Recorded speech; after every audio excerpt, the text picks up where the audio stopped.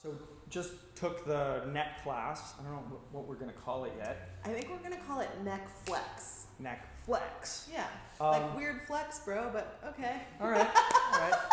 All right. And just the sensations of it are very clear to me because I just took it. And the biggest thing for me is that when I started, I sort of felt like my neck was one thing, maybe two things. Maybe there was some motion at the top that was different from the motion at the bottom. But as we worked through it and on that final neck car, I was like, whoa, I have six things. I have six vertical. I could feel saw that. Yeah. Like your segmentation on the last one was like, yeah. I think I exclaimed about it probably in the class. Yeah, and it's just really, when I first did the neck car, I noticed some stretching, and it's not as if that just like cleared up or completely changed, but I felt like I had a lot more, I think you said freedom, like room to work and to kind of feel my way through there. So, improvements. So cool. What or if there was any particular inspiration for you to do this class? Oh, yes. So, I have had neck pain and like pretty debilitating muscle spasms was like the best diagnosis that my medical doctor could come up with since I was like 27. I'm now 37. So 10 years. And even when I first learned FRC and kin stretch, I was like, okay, like my neck is my thing. I'm going to do neck cars all the time. And the sort of guiding principle of spinal work, so the neck is part of the spine, is that the primary motion that must be restored in order to free up or gain access to all of the other motions of the neck is flexion. So that chin to chest action. When I got assessed by one of our colleagues, that was the piece that was still missing at many segments, even though I'd been doing all the neck cars. So just a reminder that we think of cars as like this most basic nugget for our bodies, but actually, especially for the spine, they break down into even smaller components.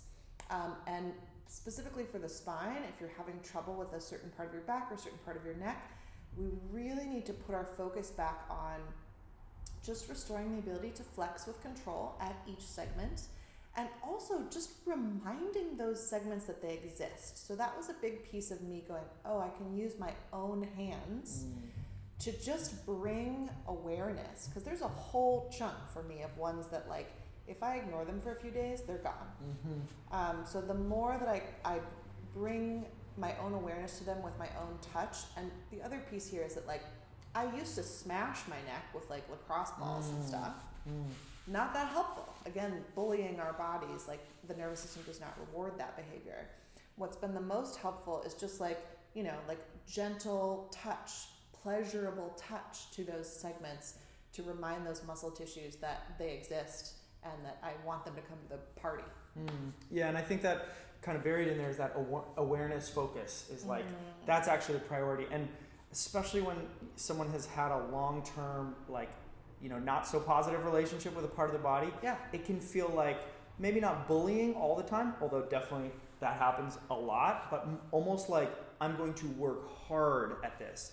And it feels very different to work hard on awareness. It feels a lot more like I'm just going to focus and be present in this moment as best as I can, and maybe take a break or come back another day. But I really appreciated that part of this class, that it was like, no, we're going slow and we're doing the most basic thing, and we're going to do it several times. And it really made a difference for me. So yeah. There was something else couched in what you said. Oh yeah. The other thing that's real, physiologically real and neurologically real, is when you've had pain at a part of you for a long time, we talk about this a lot, it smudges that part of the map, right? Which means you will have diminished sensation in that area or in that joint. And so as you start to decide, like, you know what, I really want to heal this part of myself, I really want to restore movement capacities to this historically painful area, part of the role of awareness building or building back that awareness bridge is one that cannot be skipped, because it has been really interrupted or severed, because that's how your body gets you through your life. It goes, okay, that hurts all the time, we can't feel that. We can't feel that and function. So it goes, no, right? So we have to just rebuild that bridge. Yeah, and that can take some real Time, but also like emotional Yeah. energy Yeah. and labor, because it's not easy. Even if it's like physically lower intensity, it's mentally and emotionally very intense in our experience, Yeah. personally, and also working with clients. So Yeah, big time. cool. All right, good luck out there. Have a good one.